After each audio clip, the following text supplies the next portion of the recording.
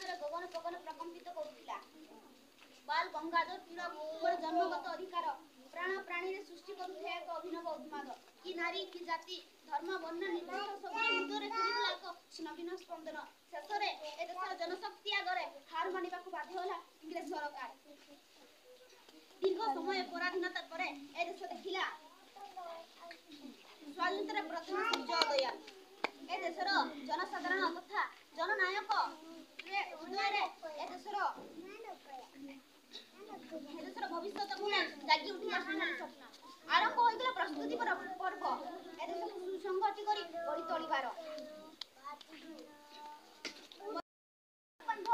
भूखे नंगे तड़पते हुए सो जाते हैं लोग, भूखे नंगे तड़पते हुए सो जाते हैं लोग। मजदूर को मजदूर समझिए, मजबूर नहीं। गरीब को काम दीजिए, दान नहीं। दान देना शौक है तो रक्तदान करिए। जीते जी मरते हुए अंगदान देकर एक इंसान को मरते हुए जिंदा रहिएगा। सच्चे देश में जीना क्या। मैं इतने कहकर मेरे भाषण को यहाँ पर समाप्त करना चाहूंगी। जय हिंद, जय भारत।